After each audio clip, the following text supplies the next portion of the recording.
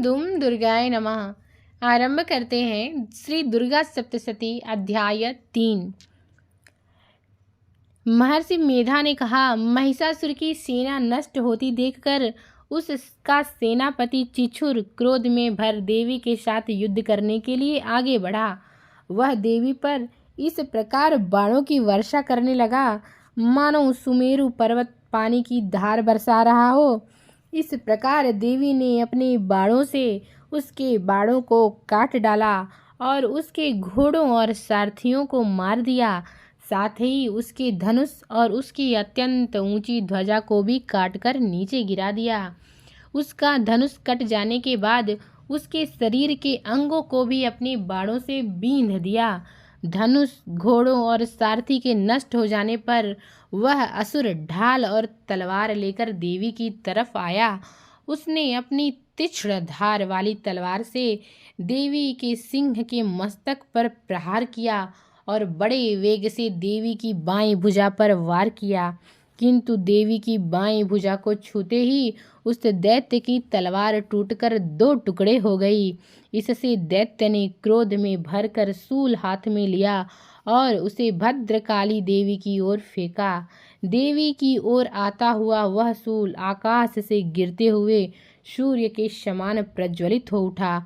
उस शूल को अपनी ओर आते देखकर देवी ने भी शूल छोड़ा और महाअसुर के शूल के 100 टुकड़े कर दिए और साथ ही महाअसुर के प्राण भी हर लिए। चिछुर के मरने पर देवताओं को दुख देने वाला चामर नामक दैत्य हाथी पर सवार होकर देवी से लड़ने के लिए आया और उसने आने के साथ ही शक्ति से प्रहार किया, किंतु देवी ने अपनी हुंकार से ही उसे पृथ्वी पर तोड़कर डाल दिया। शक्ति को टूटा हुआ देखकर दैत्य ने क्रोध से लाल होकर शूल को चलाया, किंतु देवी ने उसको भी काट दिया। इतने में देवी का सिंह उछलकर हाथी के मस्तक पर सवार हो गया और दैत्य के साथ बहुत ही तीव्र युद्ध करने लगा।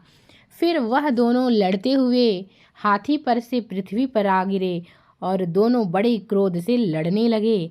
फिर सिंह बड़े जोर से आकाश की ओर उछला और जब पृथ्वी की ओर आया तो अपने पंजे से चामर का सिर धड़ से अलग कर दिया। क्रोध से भरी हुई देवी ने शिला और वृक्ष आदि की चोटों से उदग्र को भी मार दिया। कराल को दांतों, मुख को और थप्पड़ों से चूर्ण कर डाला। क्रुद्ध हुई देवी ने गदा के प्रहार से उद्धत दैत्य को मार गिराया। भिंदीपाल से वाष्पकल को, बाणों से ताम्र और अंधक को मौत के घाट उतार दिया।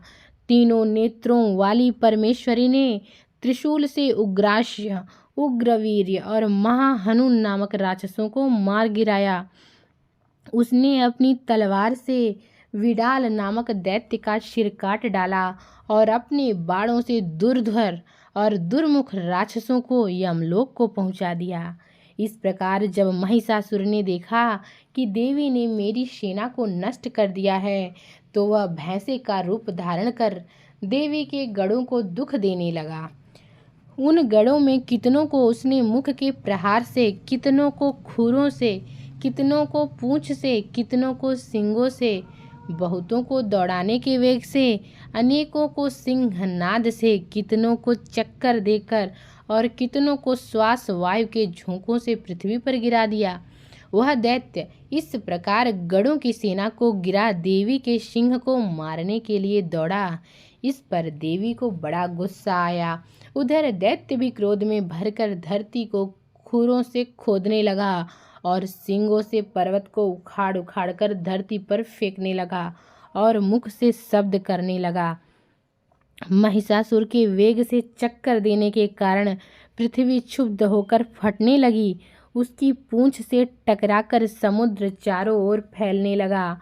हिलते हुए सींगों के आघात से मेघ खंड खंड हो गए और श्वास से आकाश में उड़ते हुए पर्वत फटने लगे। इस तरह क्रोध में भरे हुए राक्षस को देख चंडिका को भी क्रोध आ गया और वह उसे मारने के लिए क्रोध में भर गई।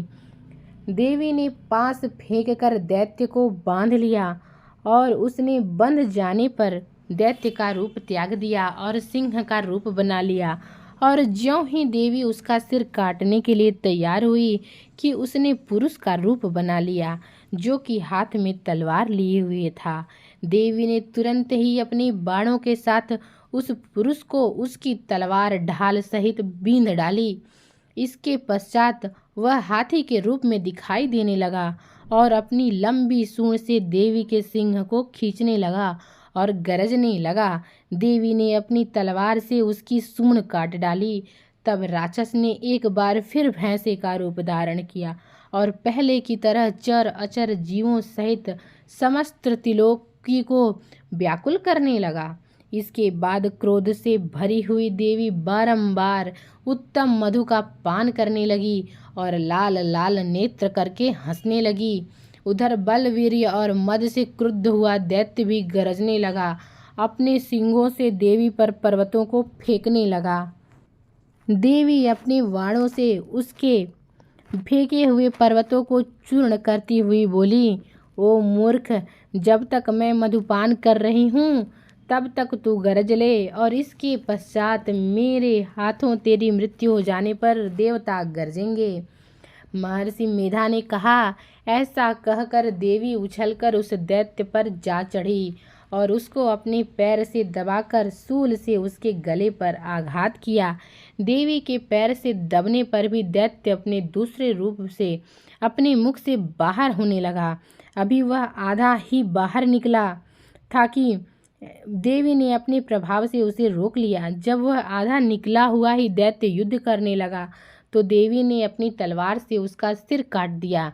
इसके बाद सारी राक्षस सेना हाहाकार करती हुई वहां से भाग खड़ी हुई और सब देवता अत्यंत प्रसन्न हुए और ऋषियों महर्षियों सहित देवी की स्तुति करने लगे। गंधर्व राज गान करने लगे और अप्सराएं नृत्य करने लगीं। इसके साथ ही दुर्गा सप्तशती अध्याय 3 समाप्त होता है। ओम दुम दुर्गाय नमः।